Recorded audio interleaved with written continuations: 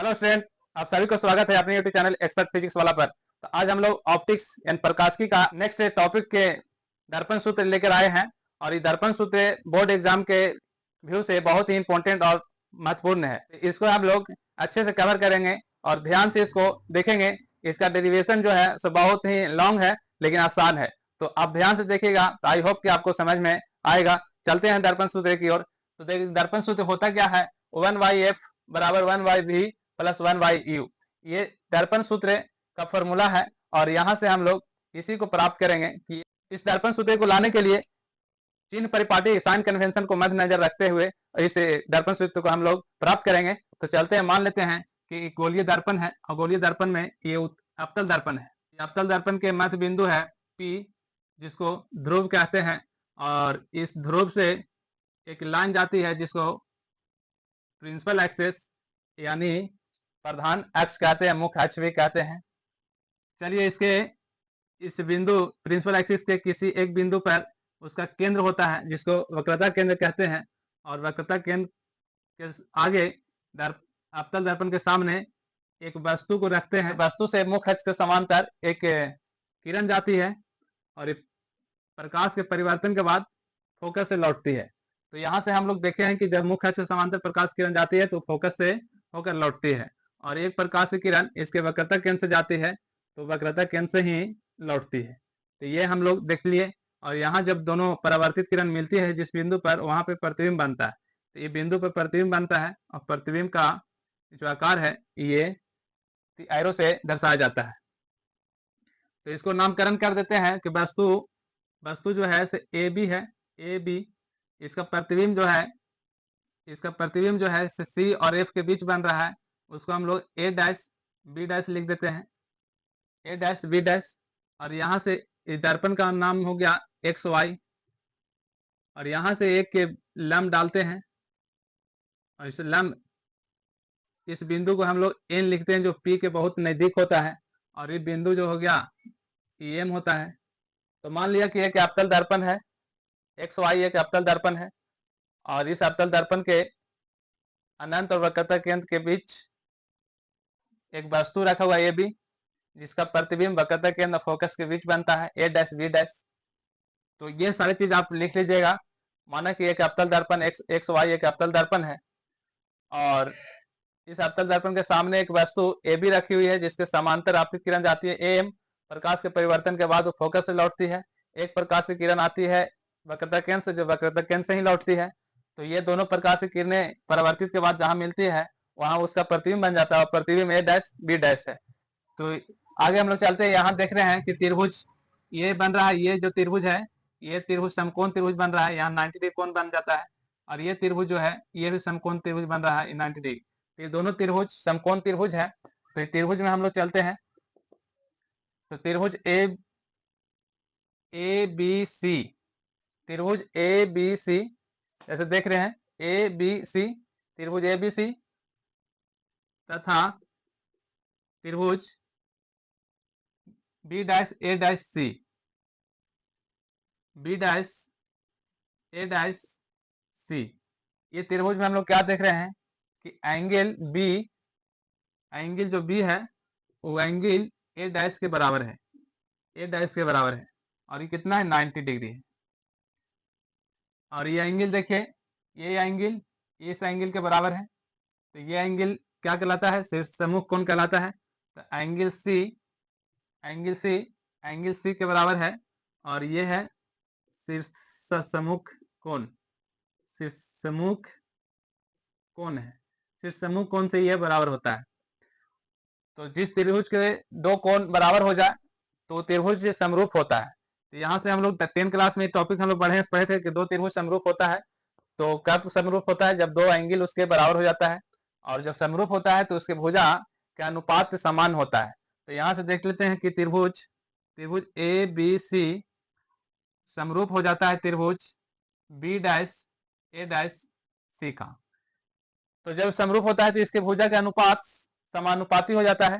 तो इसका भुजा ये हाइट ए बी, इस त्रिभुज का भुजा जो ऊंचाई है ए बी, इसका ऊंचाई ए डैश बी डैश है, ए डैश बी डैश बराबर इसका जो आधार है वो BC है, BC, और इसका आधार जो है ए डैश सी है, ए डैश सी है। तो यहाँ से इक्वेशन हो गया फर्स्ट। अब इसी प्रकार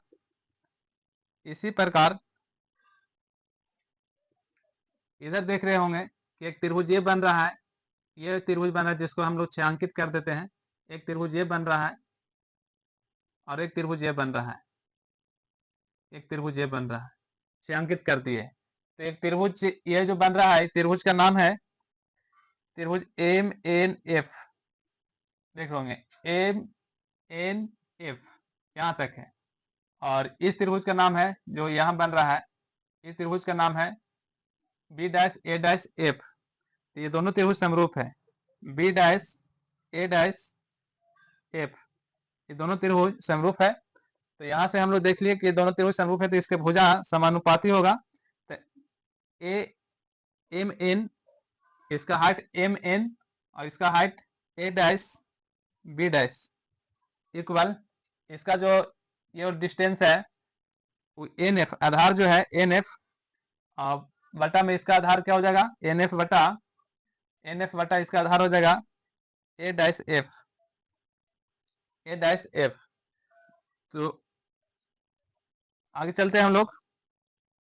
यहाँ देखिएगा ये जब ये PB के नजदीक है, और PB के नजदीक होने की वजह से इसका जो डिस्टेंस है PF NF के बराबर होता है। तो यहाँ लिख सकते हैं क्योंकि P N के बहुत नजदीक है या पास है, तो क्या होगा, NF बराबर PF हो जाएगा, NF PF के बराबर हो जाएगा। और देखिए गोलीय दर्पण का द्वारक छोटा होगा तो M जो है से P के पास होगा। यानी आप कह सकते हैं कि ये जो लाइन है, ये जो लाइन है BP, वो AM के समांतर है, यानी मुख्य अक्ष इस आपतित किरण के समांतर है। तो ये वाला जो जितना डिस्टेंस होगा, डिस्टेंस ये उसी के बराबर में होगा। तो यहाँ से हम लोग लिख सकते हैं कि AB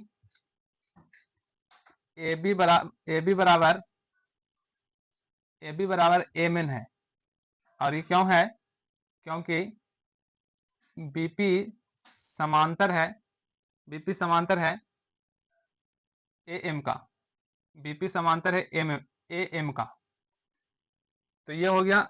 अब यहां से रख देते हैं इसमें वैल्यू NF का, इसमें तो M जो है M वो क्या हो जाएगा, MN AB के बराबर है, AB हो जाएगा, AM के जगह पर AB हो जाएगा, A डैश B डैश है, A डैश B डैश बराबर NF PF के बराबर है, PF upon A dash F। तो यहां तक आप लोग समझ गए होंगे। आगे हम लोग चलते हैं, तब तक इसका स्क्रीनशॉट ले लीजिए। समीकरण फर्स्ट आपका कितना था, AB बटा A dash B dash, AB बटा A डैश B डैश था बराबर BC बटा A डैश C था। ये समीकरण फर्स्ट था। और सेकेंड आप यहाँ देख रहे हैं, तो फर्स्ट और सेकेंड में क्या देख रहे हैं कि एक साइड इसका बराबर है। तो समीकरण के कोई एक साइड अगर बराबर होता है तो दूसरा साइड भी बराबर होता है। तो यहाँ से हम लिख सकते हैं कि समीकरण फर्स्ट तथा समीकरण सेकेंड से, समीकरण फर्स्ट तथा समीकरण सेकेंड से हम क्या देखते हैं कि AB बटा A dash B dash, AB बटा A डैश B डैश, ये दोनों इस तरह का बराबर होता है। तो ये दोनों जो बचा ये आपस में बराबर होगा।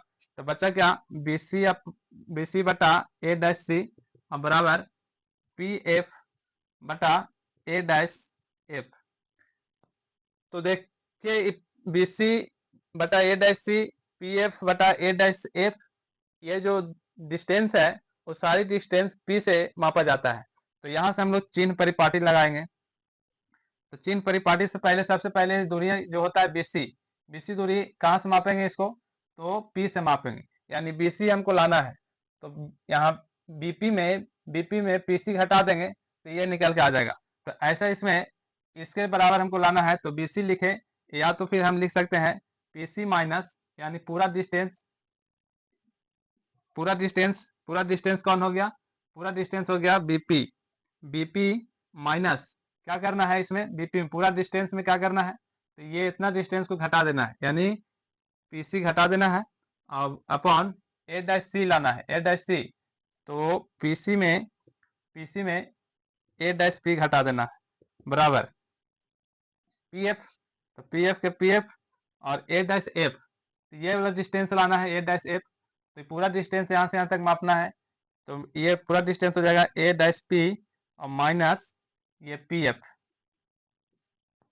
तो यहाँ तक आपको समझ में आ गया। आगे हम लोग चलते हैं, इधर क्लीन कर देते हैं, जगह कमी पड़ रहा है तो इधर क्लीन कर देते हैं। आगे देखते हैं हम लोग इसका चिन्ह परिपाटी। तो चिन्ह परिपाटी साइन कन्वेंशन, साइन कन्वेंशन क्या कहता है, साइन कन्वेंशन,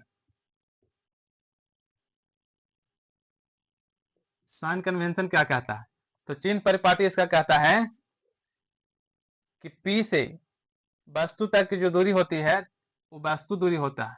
तो वस्तु दूरी को U से डिनोट किया जाता है, जैसे हम लोग साइन कन्वेंशन पढ़े थे। और P से यानी ध्रुव से प्रतिबिंब जहां तक बनता है उसकी जो दूरी होती है वो प्रतिबिंब दूरी होती है। तो प्रतिबिंब दूरी को हम लोग V से डिनोट करते हैं। और PF फोकस होता है, फोकस से P तक जो डिस्टेंस होता है, P से फोकस तक जो डिस्टेंस वो फोकस दूरी F होता है। तो चिन्ह परिपाटी इसका BP, BP वस्तु दूरी हो गया और वस्तु दूरी ऋणात्मक हो गया। इस तरह से ए डैश पी प्रतिबिंब दूरी हो गया, प्रतिबिंब दूरी ऋणात्मक हो गया। यहाँ से अब PF, तो PF हो गया फोकस दूरी, तो फोकस दूरी ऋणात्मक हो गया।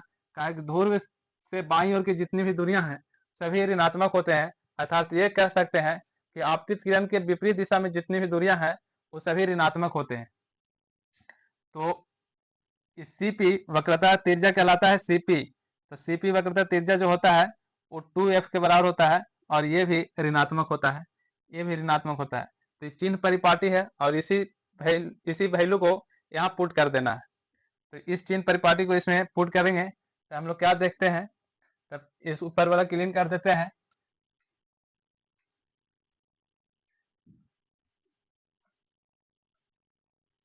तो इसमें पुट करना है इस चिन्ह परिपाटी को। तो बीपी, तो बीपी देख रहे हैं माइनस यू, बीपी कितना है, बीपी माइनस यू है, तो माइनस यू और माइनस पीसी, पीसी किसके बराबर है, तो माइनस 2f के बराबर है। अब बटा पीसी, तो PC minus 2f, a dash p minus v, तो माइनस वी होगा और इक्वल पीएफ। पीएफ क्या है, देखिए पीएफ क्या है, पीएफ फोकस है, फोकस दूरी, और ये क्या है ऋणात्मक है। तो ये हो गया माइनस एफ और बटा में ए डैश पी। तो ए डैश पी क्या है बताइए, ए डैश पी जो है तो माइनस वी है यानी प्रतिबिंब दूरी, तो ये माइनस वी हो जाएगा और माइनस पीएफ, तो पीएफ क्या फोकस, तो फोकस भी माइनस में। तो यहाँ से हम लोग हल कर लेते हैं। तो माइनस माइनस माइनस क्या हो जाएगा प्लस, इसको पहले लिख देते हैं और माइनस वाला को बाद में लिख देते हैं। बटा में इधर क्या हो गया माइनस माइनस प्लस, तो भी हो गया प्लस में और माइनस 2f और बराबर माइनस एफ, बटा में ये क्या हो जाए माइनस माइनस प्लस, तो प्लस एफ माइनस वी। अब इसको क्रॉस मल्टीप्लाई कर देते हैं, इसको क्रॉस मल्टीप्लाई कर देते हैं, तो इसे से गुना कर देंगे तो हो जाएगा 2f स्क्वायर। इस 2f में f से गुना करेंगे 2f स्क्वायर और f में u से गुना करेंगे तो माइनस यू एफ, v में 2f से गुना करेंगे तो माइनस प्लस माइनस 2fv और v में u से करेंगे तो minus minus plus v u हो जाएगा बराबर, इधर गुना करेंगे तो हो जाएगा एफ वी और minus 2f square. Minus f में v से गुना करेंगे तो एफ वी और माइनस एफ में 2f से गुना करेंगे तो माइनस 2f स्क्वायर होगा। तो यहाँ देखते हैं हम लोग कि कोई काटने वाला अगर है तो उसको काटते हैं, तो माइनस 2f स्क्वायर से प्लस 2f स्क्वायर, अच्छा यहाँ प्लस हो जाएगा माइनस एफ और माइनस माइनस क्या हो गया प्लस, तो plus 2f square, plus 2f square से प्लस 2f स्क्वायर खत्म हो जाएगा, तो बचा क्या इधर, ये हो गया minus u f minus plus v u बराबर, ये उधर जाएगा माइनस एफ में ये प्लस से गुना करके ये माइनस हो जाएगा और ये जाएगा उधर प्लस में, तो माइनस एफ वी और ये हो जाएगा प्लस 2f v। तो यहां से इसको अब देखते हैं कि minus u f plus v u और ये घट जाएगा तो बचेगा एफ वी। अब इस सभी में देखेंगे, सभी में यू वी एफ से भाग देने पर तो यू वी एफ से भाग देने पर तो भाग देते हैं तो क्या हो जाएगा माइनस यू एफ बटा u v f plus v u v f बराबर एफ वी और यू वी एफ। तो यहाँ जो कटने वाला है ऊपर नीचे से काट देंगे। चलिए इस टेबल क्लीन कर देते हैं और इसको काटने के बाद यू से यू, देखिए यू से यू, एफ से एफ कटेगा तो 1/v बचेगा, यहाँ v से v, u से u तो 1/f बचेगा और यहाँ f से f कटेगा, v से v कटेगा तो 1/u बचेगा। तो चलते हैं हम लोग, यहाँ बच जाएगा आपका ये f से f, ये कट जाएगा तो बच जाएगा आपका 1/v प्लस v u से v u कट जाएगा तो 1/f और बराबर ये एफ वी से एफ वी कट जाएगा तो बचेगा 1/u, ये माइनस में बच जाएगा, ये वी एफ से वी एफ कटेगा, यू एफ से यू एफ तो 1/v माइनस में बचेगा, माइनस वाला उधर जाता है तो प्लस हो जाएगा 1/f बराबर 1/v और प्लस 1/u। ये हो गया अब दर्पण सूत्र, ये हो गया दर्पण सूत्र। और इस दर्पण सूत्र का उपयोग करके हम लोग बहुत से नॉर्मिकल देखेंगे, इसका एग्जाम्पल देखेंगे अगले वीडियो में। तब तक थैंक यू सो मच। अगर आपको अच्छा समझ में आ रहा है तो वीडियो को शेयर और चैनल को सब्सक्राइब कर दीजिए और बेल आइकन की घंटी बजा दीजिए। Thank you so much.